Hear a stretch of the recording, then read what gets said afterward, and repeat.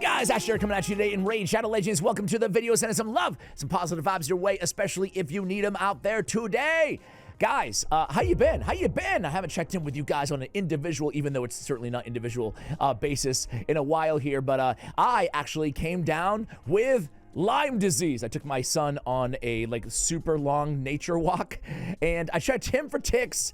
I didn't check dad. I didn't check dad myself, but I feel okay. I'm on antibiotics and I feel fine. Anyway, that's what's going on with me. Reading A Scanner Darkly right now. I'm listening to orchestral maneuvers in the dark 80s kind of synth pop vibes. I touch you once, I touch you twice. That's kind of mood I'm in right now. Anyway, guys, let's go ahead and jump into this. Is I think my fourth World's Strongest video. I started way back in the day with Foley. He was my first fully awakened, fully empowered champion on my account. Where are you, Foley? Well, he's not a mythical Ash. That might help. Where are you? I started with Foley a few years ago. We did a Nithwi Blood Twin, and we did Turvold. So I think this might be the fourth, and this is one that I'm most excited about for a couple reasons. Reason number one is she's an OG champion, an original Void in the entire game, and that is Raglin. Reason number two is she just got a big buff. She's very unique, probably arguably one of the most unique revivers in the game, at least in some regards. And then thirdly, we have kind of a sick combo that we're going to play with today as well, utilizing Raglin, and this came directly from Plarium. I'll give a shout right at the top. Who cares? We're going to give a shout out to Ray from the Automation QA team at Plarium. Ray, what's up, man? Thanks for the recommendation of pairing Raglin with Little Miss Annie. You can make a case. I feel like you can make a case. She's the best legendary reviver in the game right now. I think you can also make a case that she's too lacking to be a top tier legendary reviver in the game right now. It depends on what you're looking for in your reviver. She's an enigma for a reviver. Let's talk about her. Her Repent A1 is nasty. It's very good. Triple hitter, fills a turn meter of 3 random allies by 15%. So she has turn meter fill, but it's on her A1. This has pros and it has cons. It has pros because every time she joins in on an ally attack, every time she counterattacks, every time she uses her A1, you get a turn meter boost of 15% on everybody. Now, allies can only have their turn meter filled once per turn by this skill, and it's gonna be your allies. Thus, in the arena, you're filling all 3 allies' turn meter by 15%. That's it every time. It's not random in that sense because it has to be separate allies. So it's a really good turn meter for an A1 ability, and it's a triple hitter, so she definitely has Fire Knight viability as well. Mercy. I'm begging you for mercy. No? Mercy is a 4-turn cooldown, womp womp. Really wish they had buffed this down to a 3-turn cooldown, but still, they did add quite a bit to it. They added an increased accuracy, an increased attack for 2 turns. She already had the cleanse. She already had the heal. It used to be based on her attack. Now it's based on her attack, which is still kind of weird, and her HP, which makes a big difference. The heal is nice and significant here. So Miracle, which has always been the highlight of her kit, got a big, ginormous buff. It makes her so unbelievably unique in this regard. Revives an ally 75% HP, 100% turn meter, and they added this. Also decreases the cooldown of all of their skills by 3 turns. This is on a 2-turn cooldown when booked. Adding that full reset, all their skills, 3 turns, that's pretty freaking insane, given that Miracle is on a 2-turn cooldown. We'll talk about why, and we'll show why in a moment. But Blessed Invocation, this is her new passive, her brand new passive. They added this. She's immune to block active skills and cooldown increasing effects.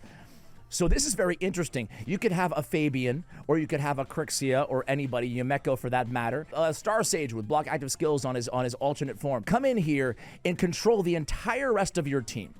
And you can't. She's immune to block, active, and cooldown. But what's even better is the rest of her kit and how it makes this so powerful, right? Because now, you can't have a block active skills, but she can come in and cleanse it away and have all your allies, obviously cleanse from the block active skills, thus she's not going to be under it. Or you can have somebody like a Fabian reset the cooldowns of your entire team. One of them can die, and then she can pick them up on a 2-turn cooldown with a full turn meter, 100%, and reset all their skills as well. It's a really nasty combination, and I'll be real with you guys. I was using this thing in terms of that synergy in the arena. I've been using it all over the place. It's come in handy like almost every battle. It's really insane. Aura defense in all battles by 33%. Her base stats, they don't blow me away, honestly. They're good, but not great. Her defense is a little bit lower than I like on a Reviver. I love 11, 12, 1300, but we get a 1068. Her HP is just barely at 20k. It's weird, like the psychological impact of clearing the 20,000. You're like, yeah, it's solid. But honestly, you take away 500, you're looking at 19.7, 19.8. You're like, oh no, she's pretty squishy, pretty squishy. Anyway, she's okay. Her speed is okay. I would have loved to see that speed get bumped up a little bit as well. Put it all together, you're looking at an incredibly powerful champion who does leave a little bit to be desired at the same time. You can't use her as a typical Arbiter-like speed booster from your Reviver in the arena because she has no speed boost on her A2, which would be the move that you'd want to do, meaning you're setting up your team with increased attack and increased accuracy so that they can go and do more damage and land their debuffs, but there's no turn meter boost here, and there's a heal. Usually if she's going to go first, well, you don't need to heal or cleanse in some scenarios, right? So the kit is a little unorthodox, which plays to her benefit and her detriment, just depending on the situation. All right, stop blabbing about her, Ash. Let's get to the world's strongest. Let me show you the build first here. Raglin is a very interesting champion in that she's actually, frankly, quite easy to build. That's the good thing about Raglin, one of the good things about her. Her damage based on attack, we don't care about her damage. Her heal is also based lightly on attack. Let me see the heal multipliers here. So actually, guys, her heal is based still on a 4x attack, so mainly on attack, and then 0.2 on the HP, just so you guys can see those new multipliers. So attack does matter in regards to her heal there. Anyway, so she's easy to build though, because you need really HP and speed. Then you can choose, do you want resist? Do you want, how much defense do you want to add on there as well? But HP and speed are going to be your top two priorities when building Raglin. And then the world is yours, right? I decided to go with a one-piece stone skin and a relentless set. You guys know me. I love Relentless sets on my support champions. I love the Stone Skin and Relentless. I run it with Darsage Galathyr in Relentless, and I have not regretted this ever since the day I put him in. I've never taken him out. There's certainly other ways you can build all these champions, but Marichka as well. I put her in Relentless, and I never went back, and I've heard a lot of people in the comments, too, that have utilized this, not just on these champions, but a lot of, like a Pythion, for example, right? Just Revivers who have another good ability in the arena. Stone Skin Relentless, having those extra turns, it's won me so many matches with these champions. Of course, there's so many builds you can explore with this champion. You could put her in protection, especially if you're using her a lot in PvE. You could put her in Stone Skin 6-piece as well. You could put her in a Feral in a Stone Skin if you want to for the block debuffs. Just keep in mind, if you do that though, you're not going to benefit from the accuracy that the Feral set brings, but you will have that block debuff. I would go Lightning Cage if I went with the Feral set with this build. If I went Feral and Stone Skin, I would change from Life Harvest to Lightning Cage. But I do go Life Harvest on her for a blessing. I think that Life Harvest, especially at 6-star, we could say that about almost every blessing, right, is so underrated. It's so powerful, especially on a team where, or on a Reviver for that matter, where you think you might outlast the opponent. It's built to go the long haul. On an Arbiter team, you probably don't need a Life Harvest, because if you don't win quick, you're probably not going to win the match every time. But on teams that are a little bit on the tankier, maybe a go second team, or, like a team like we're going to be showcasing today, man, your opponents, they're going to be reviving a lot more than you think, right? Like in the abstract, before you have Life Harvest on your squad, you're like, okay, well, once in a while it will proc. No. Revivers in this game, they're reviving all over the place. Think of Marichka for that matter. Destroys enemy max HP, scaling from 10, 20, 30, and 40%, and then fills the turn meter of this champion by 10, 20, or 30%, depending on level. So she gets a big turn meter boost every time somebody's revived, and a 40% destroy max HP, even at 30. That adds up. You can kill them with the Life Harvest. Life Harvest is so nasty. I have HP on the gauntlets. I have HP and resistance on the chest. I have speed with HP ascension on the boots. I have resist on the banner. I have HP on the amulet, and I have more HP and more survivability on the ring. Total stats are going to be 124k on the HP, 3,627 on the defense, 341 on the speed, and 720 on the resistance. Of course, This game is a game of sacrifices and choices. We can decide if we want to punt some of that resistance, considering she can't be, cooldown reduced and block active skills anyway. Well, we could in favor of more defense, speed, and HP. But I wanted to have her resist because I can't have her getting stunned and CC'd anyway. That's not going to help me out considering she's the cleanser on the team. So I did want to prioritize having as much resistance as I could get on her as well. Wand of Submission, surprise, surprise. I actually thought about throwing this bad boy on her. The Zivia's Servitude, right? Which is going to, let me put it up on the screen. Enemies cannot land critical hits on the wearer if the wearer's HP is below 15%. It's really interesting. I really like this relic, and we can get it up to what, 30% at level 12. That's pretty cool, but it's best served on a reviver that has a built-in fail-safe mechanism to keep them alive, where we can ensure, or with a swift parry set or something like that, right? That way we can ensure they're able to heal themselves as well. Raglin doesn't have that, so we want Wand of Submission. Listen, she has a lot of resistance, but it's still really nice to throw. She's not going to resist like Armand's is out there. They're going to have more than 750 or whatever accuracy, at least where I am in the arena. So we went Wand of Submission. Throw them back at her, easy peasy. Life Harvest, as I said, on the Blessing, on the Masteries, we went down, we picked up Unshakable for more resistance, and of course we picked up the Healing Masteries, a little bit more HP as well as Spirit Haste. We could certainly go with Timely Intervention if you want to forego Unshakable to get back to that 2-turn revive even faster, but I'm totally happy with this build. Really dig it. Really dig this champion, especially in the Relentless on Raglin, guys. It's going to get us back to this Mercy more often, considering it's a 4-turn cooldown, and it can get us right back to a clean cooldown on Miracle as well. Let's just jump into just a little appetizer for you guys. I'm going to run a little Fire Knight team here. Let's do Fire Knight 6 hard. I have this team I'll put together here. I want to start showcasing LMA and Raglin right away. It's not just LMA though. The reason, by the way, they're an intriguing pair is because when LMA is revived, she attacks the enemy that killed this champion with her default skill, okay? Also fills his turn as turn meter and yada, yada, yada. So she dies. She comes back. She attacks who killed her. She dies again. She gets revived by Raglin, full cooldown again. She attacks who killed her again. You can just chain all those attacks together. But it's not just Little Miss Annie. Think about it. Anybody who's dying on our team, we bring them back with a full turn meter with all their skills 3 turns, usually a full reset. Let me come back to you when we get to the Fire Knight just so we can see how this team works. All right, guys, so no presets here, just slap the team together. So who knows which order. Again, Raglin goes right in and you get the 15% on 3 allies turn meter boost. I mean, that is so huge, basically everywhere in the game. It's not limited to just arena or anything like that. I mean, getting that turn meter fill on the A1. Look at this. Ally attack, of course she doesn't join in, but had she joined in, we would have got another 15% turn meter increase. Raglin plus ally attackers is a very good combo. Any ally attackers, right? Because you're going to be filling everybody's turn meter as well. Here comes LMA just doing what she does. Another extra turn proc. We get a turn meter as well. I don't know if we'll go before the Fire Knight. We do. Get another hit or two in there. Oh, get a big LMA hit in there too. Oh, man. Again, turn meter fill. Boom, boom, boom. Can we get another one in? We can. We're going to put that Fire Knight down. Or are we not? Damn it. Come on, man. Really? After my emphatic ending there? Come on. Come on. Get that shield down. Okay. There we go. LMA says, who cares about the shield? Man, we could have probably just easily handled stage 10 there, huh, with the squad. My bad. My bad. I aimed a little low. Either way, Dirty Diana with 2.3 million damage, LMA with 2.1 million damage, and Raglin with a hell of a lot of healing and everything else that she brings to the table. I don't think she didn't have to revive there, but had she, it would have been nice too. If Diana died, we can revive her and boom, immediately she has a full turn meter and immediately her ally attack is off cooldown again.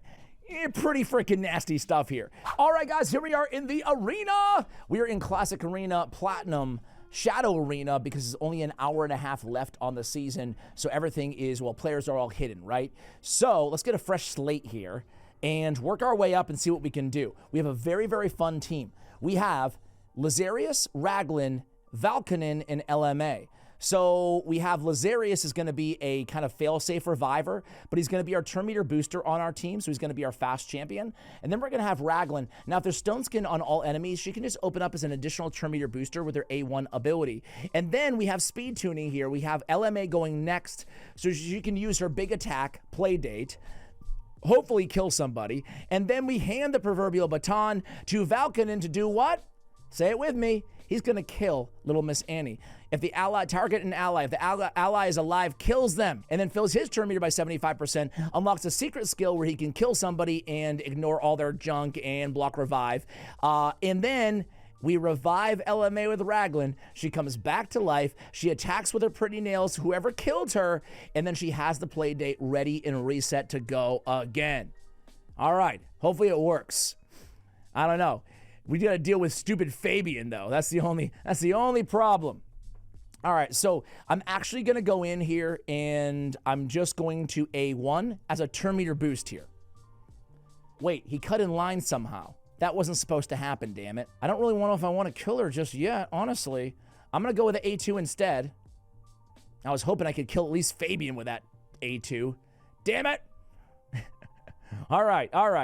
Not exactly according to plan. I'm going to switch forms and go evasive measures. Oh, man, I still can't get a damn kill. Well, that pretty much ruined me. All right, let's go in here and, oh, golly. Oh, Leo, you are the worst. Can I get through that? I can. I just needed Fabian dead, honestly. All right, let's come in here. Get a heal on everybody. Ooh, they go alternate form with Star Sage. We're immune to block active skills, which is nice, but we shouldn't have just used the damn... I didn't know he was going to switch forms. Let's kill him. Hopefully. Okay. We're still in this in a big, big way. Who killed LMA? It certainly wasn't Star Sage. I think I need to... Yeah, let's just get her back. Let's just get her back. Oh, of course it was. Of course it was Raph with the counterattack, but it's okay. We're okay. We get petrification on Raph. Now we can come in and... Boom. And then we can come in and... Okay, it wasn't exactly like we wrote it up here. I'm not going to lie to you guys. I should have probably just killed Leo, huh? I get the extra turn. That was huge. I can pick up Laz. Leo? Leo! Very scary, Leo. Let's go with a... I'm not really... I just want to work on Leo here. Okay. Everything's under control. Get rid of... Okay. And then, yeah, let's get that heal up, please. You know how it is, guys. Leo could end you in 2 seconds. Gonna go back. Turn me your boost, everybody. Can we pretty nails our way through Stone Skin? I doubt it, but let's try. Okay. Let's kill LMA. Let's try to remove. We do. And there it is. Man, I tell you what, guys. I have nightmares about Leonardo. We bring her back. And I have nightmares about Leonardo wiping my team out. There we go. Play date, and it's done. Oh, all right. That felt a little bit more arduous, a little bit more difficult than it needed to be. And we didn't even pull off the granddaddy combo there, did we? But that was tough. That was tough. I can't go against Hegemon because I don't have Stone Skin protecting my team. So let's go. Can I go against Nell? I think I would need to switch teams. We would need to go. Let's switch teams to... the old school, even though we got to be careful of Rhodos at all times here. This is going to be a battle of heavyweights here, right? A battle of heavyweights. They go first. They buff up. Golly, a lot of buffs. We're going to open up with the some A1s because we're really going to need those heals. We're really going to need those heals and everything else. So we just want turn meter boost here. Poison goes down. We get the block damage. Everything's fine so far. The number one threat of their team, and it's not even close, is this guy right here, Rhodos the Lost Groom. He takes out my Raglin, things start to go downhill. So we want to make sure that we're always, emphasizing and prioritizing keeping Raglin healthy and alive. Keep in mind, we just revived there. What happened? Life Harvest. Now, granted, if there's one good counter to Life Harvest in this game, it's that girl right there, Marichka, with her heal that can restore. I mean, this team also has revives everywhere. By everywhere, I mean 2 of them. All right, so we die, but it's okay. We come right back. Come right back with a full turn meter. Fantastic. Their Marichka is now dead for a second time. So is their Siffy, and that's basically, well, you know what? It's not a lock. Rhodos could still wipe the table. I've had Rhodos kill me way too many times to ever, ever, ever be confident that the battle is over. Let's get a double hit on Rhodos. Give him his turn. Nell's now a sheep. Even with Nell is so strong that even with a block damage from a Marichka it's still not a guarantee. It's far from it that you'll get the dub, you know? But I have to say, this team performed really well against a really formidable team, right? Again, we can just keep reviving, and yeah, this one's over. Let's look for another match. Let's do kind of a hybrid of the two teams that we've run so far. All right, guys, for a team like this, I actually lied. I want to put Baron in there. We're going to put Baron in there, another all Bannerlord team, but Baron has the ability to ignore block damage, which is obviously everywhere in the meta right now. So, especially for this guy, Nice, we'll really need that. Will come in handy with the Sky Piercer ability, right? So here comes the showstopper. We have the block damage for the bombs of Cometus. That works out fine. We're going to go ahead and cleanse those bombs with Raglin anyway. Kind of put up with the first onslaught here from the enemy team. We're going to come in here and we are going to use that A3 of Aislinn. We get that automatic activation again. So handy. And then we can really... It's tempting just to see what we can do with Sky Piercer, but I know a few things. We're only going to kill one of them, Cometus, because we're going to trigger the passive. We're going to get rid of the sheep of Armons, and Nice is only going to switch forms. Kind of want to save this till the second form. So what I want to do right now is I want to see if I can trigger the passive of Starsage. Okay, he switches forms. That's beautiful for us. We do get block active skills on everybody except for Raglin, but that's where that 4-turn cooldown really does hurt us a little bit. Let's go in there, get that turn meter fill. And, okay, had to put up with some bombage there. So we'll get a stun, a.k.a. no stun. I'm not loving this right now. Let's go ahead and pick up Baron. I guess I should have just assumed that Baron would die and gone with Sky Piercer anyway earlier. No. We kill... Damn it, we kill, oh, I should have went with the A1. Should have went with the A1. I'm really worried right now about Nice. Okay. Go ahead and bomb me. It's okay. Kinda, sorta. All right. Let's get Marichka back up here. I really should have went with that A1. I actually lucked out there big time picking up Marichka before, before we wiped. All right, burn your good abilities. Go ahead. Perfect, perfect. That worked out well. Okay, let's get a heal on everybody. Let's get an ally protection, a shield on everybody. We've got a bomb on Raglin. That's totally fine. We don't actually really mind if Baron dies here. It's not the end of the world, at least. We're totally cool. Gonna pick up Marichka. Woo! Okay. Stabilizing. Get a big heal down. The beautiful thing is we're only one turn away from the revive again. We shoot that back at Armons. One turn away from the revive. Let's get some turn meter fill. Have to be careful of the block revive on... Woo! Okay, that worked out very well. Do I want to go for Baron? I think I do. Let's just go for Baron.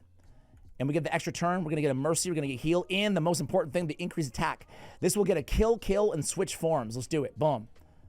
All right. Now it's us versus Nice. He goes in with a nuke first, and he turns into a sheep. Fantastic. Game over. Thank you very much. See you tomorrow.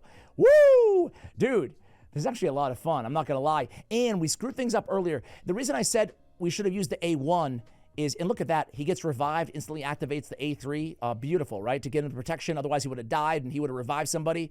But I should have A1 Starsage way back when he had a little bit of health because he has that surplus damage. I could have gotten maybe a couple other kills in addition. Let's see if we can get, oh yeah, this might do it right here. Nope, not even close. Holy smokes. All right, turn meter fill. Oh, he's going to go with the stupid block damage. All right, here we go, guys. It's not over until the big Nice sings or dies or whatever. All right, let's, I mean, there's nothing we can do here. I can get the guaranteed block decreased defense. Sure.